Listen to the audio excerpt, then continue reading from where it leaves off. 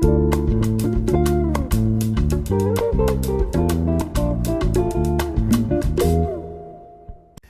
everybody, welcome back. This is from the garage of notorious B.O.B.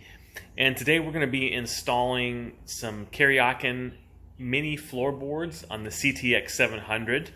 Hopefully it'll be a pretty easy install, but like most things on motorcycles, there always seems to be something.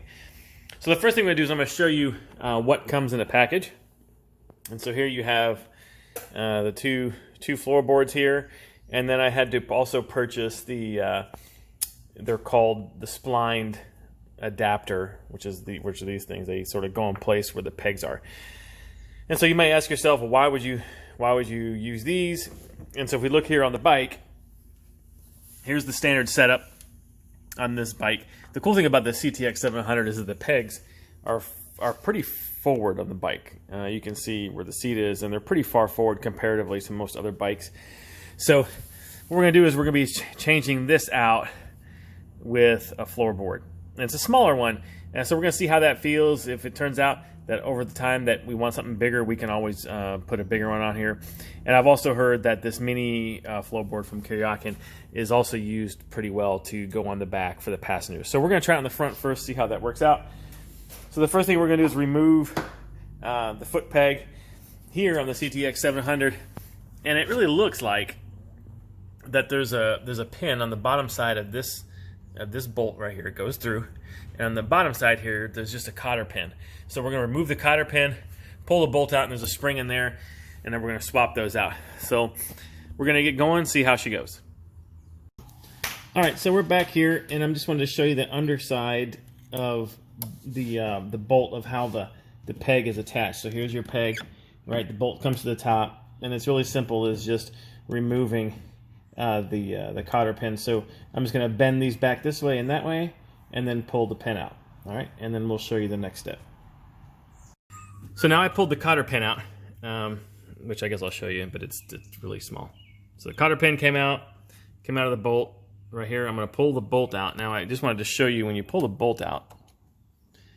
So now when you pull this out, what you're going to see in here, you're going to need this spring in here.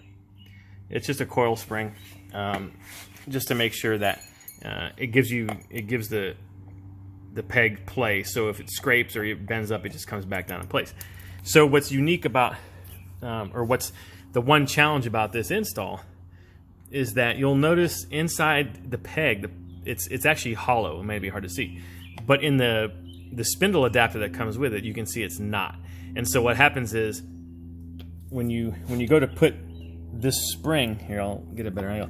When you go to put this spring in here, this end of the spring is too long, and then when you look at it this way, you're not gonna be able to get your bolt through. So what I have to do is just bend the end of the spring around a little bit more, so that way it sits evenly throughout the hole, so you can get it in there. So that's the next step. We're just gonna bend this long end of the spring right here. We're gonna bend that in towards the circle part of the spring. That way it'll fit better inside the spindle mount and allow it to seat properly. So now you can see I bent this so it's a little shallower, and then when you go put it inside the mount, you see when it goes inside the mount, now you can see that the bolt will go all the way through. All right, so the next step will just be to put this in here and run the bolt through it. All right, so now we've put this back through. Spring is good. You can see that it kicks back pretty quickly. And so the last step is, which is probably the easiest of all the stuff, is you just take your floorboard and then you pick your location. For now, we're just going to go in the center, and then you will just set it to the right angle. And there's a bolt right here, and that's going to go through the back side here into the spindle adapter, and then you can adjust it to your liking as far as what type of angle you want. All right, so we'll get that set up and I'll show you the final product. And there you have it. We just bolted this in. I just put it in the middle. The only thing you'll want to be careful of is the angle here, depending on what size or how thick boot you're going to wear, if you don't have a heel shifter, which I don't. So your toe is going to have to get underneath there. So just keep that in mind. You know, it might be, you might think of first to do like this, but I have mine, it's not flat by any stretch, but it still gives me enough room to get my foot under there. But that's how that looks comparatively to the old one. Here's the right side.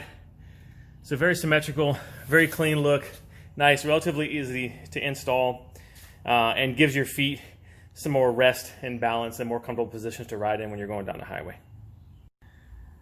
All right, guys, well, that's it. Pretty simple, easier than I thought. The springs just took a little tweaking to get in there, but other than that, it was pretty straightforward. So once again, this has been from the garage of notorious B.O.B.